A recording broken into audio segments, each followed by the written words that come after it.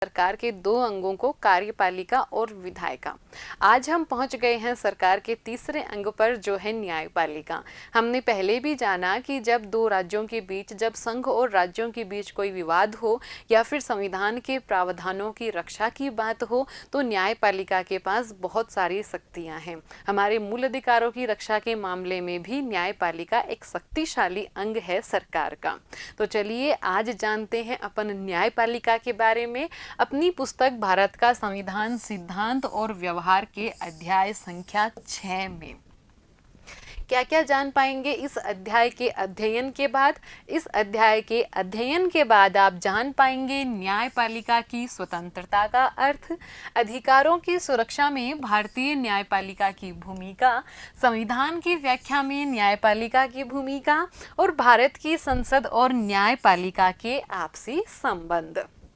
देखिए, न्यायपालिका की अगर अब हम बात करते हैं तो हम बात करेंगे भारतीय संविधान के परिप्रेक्ष्य में। जिन देशों में संघात्मक शासन प्रणाली अपनाई गई है वहाँ पर न्यायपालिका अलग तरह की होती है। केंद्र की एक अलग स्वतंत्र न्यायपालिका, राज्यों के अलग। लेकिन इससे अलग भारत ने एकीकृत न्याय प्रणाली को अपनाया है, एकीकृत न्यायपालिका को अपनाया है। अर्थात हमारे यहाँ जो सर्वोच्च न्यायालय है उसके अधीन ही सारे के सारे न्यायालय कार्य करते हैं। एक पिरामिडीय रूप हमारे संविधान में न्यायपालिका का अपनाया गया है। पिरामिडीय रूप कैसे कहेंगे? जैसे कि हमारा सबसे ऊपर सुप्रीम कोर्ट होता है और इससे नीचे बहुत सारे अपन कहें कि हाई कोर्ट हैं और उनसे भी नीचे जिला और अधीनस्थ न्यायालय हैं। तो इस तरह से ये पिरामिडीय रूप हमारी न्यायपालिका का होता है, जिसमें सर्वोपरि सर्वोच्च हमारा सुप्रीम कोर्ट, हमारा सर्वोच्च न्यायालय है। देखते हैं, भारतीय संविधान में एकीकृत न्याय व्यवस्था की स्थापना की गई है, जिसमें शीर्ष स्थान पर उच्चतम न्यायालय, उनके अधीन उच्च न्यायालय है। एक उच्च न्यायालय के अधीन अधीनस्थ न्यायालयों की श्रेणियां हैं। भारत के उच्चतम न्यायालय का उद्घाटन 28 जनवरी 1950 को किया गया था। अब देखिए, सबसे बड़ी बात कि हमें स्वतंत्र न्यायपालिका क्यों चाहिए, क्यों आवश्यक है न्यायपालिका की। जैसे अपन ने विधायिका वाले चैप्टर में भी ये क्वेश्चन लिया था कि हमें संसद क्यों चाहिए, वैसे ही सबसे पहला सवाल तो ये आता है कि आखिर जरूरत क्या है न्यायपालिका की, क्या आवश्यकता है न्यायपालिका की। मान लीजिए कि जो सरकार है हमारे ऊपर शासन करती है, जो हमारी संसद है जो कानून बनाती है, संसद द्वारा ही कोई ऐसा कानून बना दिया जाए और सरकार द्वारा कोई ऐसा कानून लागू कर दिया जाए जो कि जनहितकारी नहीं हो।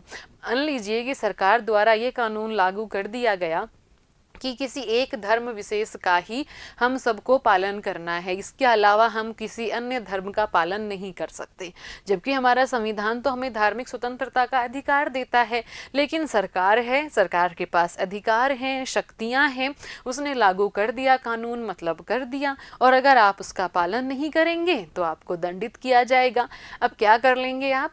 हम कुछ नहीं कर सकते यदि हमारे पास स्वतंत्र न्यायपालिका ना हो। लेकिन क्योंकि हमारे पास स्वतंत्र न्यायपालिका है तो हम सरकार के इस निर्णय के खिलाफ न्यायपालिका में जा सकते हैं और हमारी न्यायपालिका सरकार के ऐसे आदेश को शून्य घोषित कर सकती है, अवैध घोषित कर सकती है, जो कि संविधान के प्रावधानों के अनुकूल नहीं है। तो है ना आवश्यकता न्यायपालिका की। न्यायपालिका की हमें हर जगह आवश्यकता पड़ती है। ये तो थी सरकार के खिलाफ की बात। गांव में ही मान लीजिए कि आपका कोई खेत है, आपकी जमीन है, उस पर किसी अन्य व्यक्ति ने कब्जा जमा लिया है, तो उसका न्याय आप कहाँ प्राप्त करेंगे, कहाँ जाएंगे आप उसके खिलाफ? न्यायपालिका में ही जाएंगे। तो हमें छोटी छोटी बातें, चाहे आप कहें छोटे छोटे मुद्दों से लेकर बहुत बड़े बड़े मुद्दों तक, हर जगह न्यायपालिका की आवश्यकता पड़ती है। देखते हैं, समाज में व्यक्तियों, समूहों और सरकार के बीच उठने वाले विवादों का हल। व्यक्तियों के बीच में विवाद होते हैं, दो व्यक्तियों के आपस में लड़ाई हो गई, झगड़ा हो गया, एक दूसरे को चोट पहुंचा दी या फिर जान तक भी ले ली जाती है। दो समूहों के बीच में अगर विवाद हो गया मान लीजिए, या फिर सरकार और समूह के बीच विवाद हो गया, या फिर दो सरकारें, जैसे कि दो राज्य की सरकारें या फिर केंद्र की सरकार और राज्य की सरकार, दो सरकारों के बीच में कोई विवाद हो गया, कोई टकराव हो गया, कोई शक्ति संघर्ष हो गया, तो उन विवादों का निपटारा हमारी न्यायपालिका करेगी। और किस आधार पर करेगी? कानून के शासन के सिद्धांत के आधार पर, कि शासन होना चाहिए कानून का। कानून का शासन मतलब धनी गरीब पिछड़े स्त्री पुरुष सब पर एक समान कानून लागू होना चाहिए। विवादों के हल के लिए स्वतंत्र संस्था का होना आवश्यक है, इसलिए स्वतंत्र न्यायपालिका की आवश्यकता होती है। कानून के शासन की रक्षा और कानून की सर्वोच्चता को सुनिश्चित करने के लिए न्यायपालिका की स्थापना करना आवश्यक हो जाता है। न्यायपालिका व्यक्ति के अधिकारों की रक्षा करती है, विवादों को कानून के अनुसार हल करती है और ये सुनिश्चित करती है कि लोकतंत्र की जगह किसी एक व्यक्ति या समूह की तानाशाही ना ले ले। तो न्यायपालिका क्या करती है? कानूनों को, जो विवाद हैं उनको कानून के अनुसार हल करती है, किसी भी विवाद पर निष्पक्ष निर्णय लेती है कानून की शासन के सिद्धांत के अनुरूप। साथ ही वो हमारे संविधान के प्रावधानों की रक्षा करती है, हमारी लोकतांत्रिक शासन प्रणाली की रक्षा करती है। वो इस बात को सुनिश्चित करती है कि जनता के शासन का स्थान किसी एक समूह या फिर कोई एक व्यक्ति की तानाशाही ना ले ले। अगला अपना टॉपिक है न्यायपालिका की स्वतंत्रता।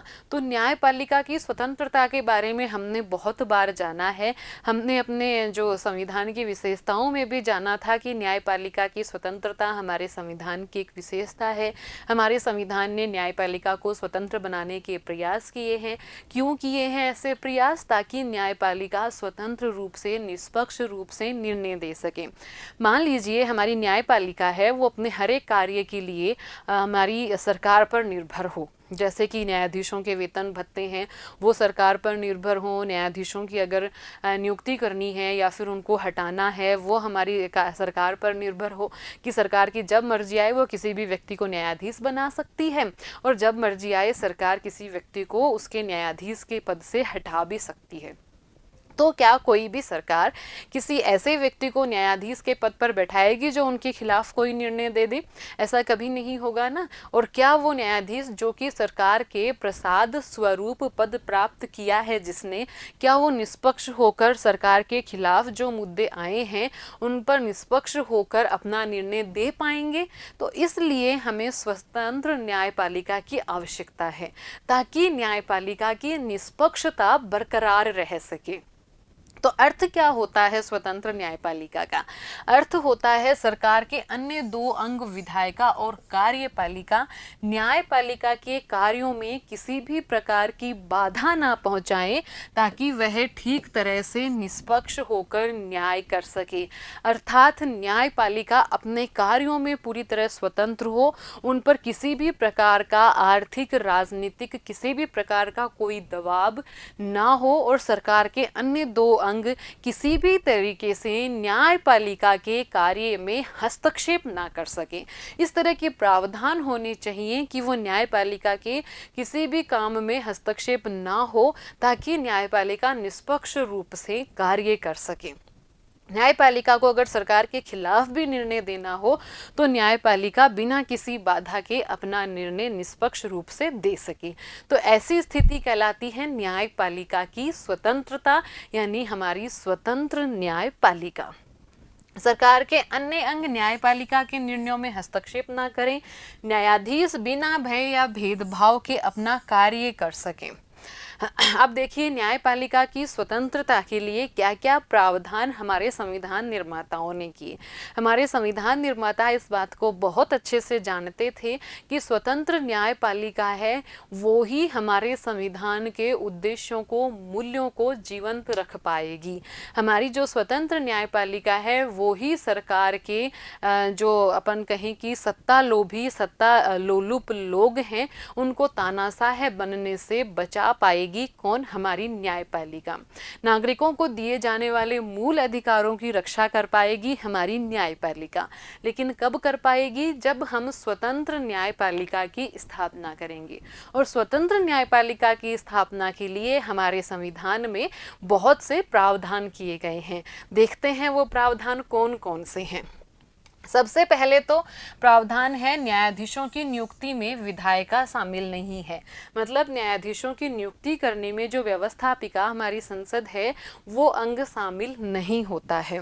अब न्यायाधीशों का कार्यकाल निश्चित होता है, अर्थात न्यायाधीशों की नियुक्ति के बाद में उनको ऐसे ही किसी भी राजनीतिक कारण से बिना कोई कहीं कि अपन यूं ही बस किसी स्वार्थ या किसी न्यायाधीश द्वारा दिए गए निर्णय से नाराज होकर उनको हटाया नहीं जा सकता है। उनका कार्यकाल जब उनकी निश्चित जो सेवा अवधि है तब तक वो अपना कार्यकाल पूरा करते हैं, उनको हटाने की कठोर प्रक्रिया को अपनाया गया है। अब घर बैठे करें पटवार, वीडियो, जेल प्रहरी जैसी राजस्थान की प्रतियोगी परीक्षाओं की दमदार तैयारी।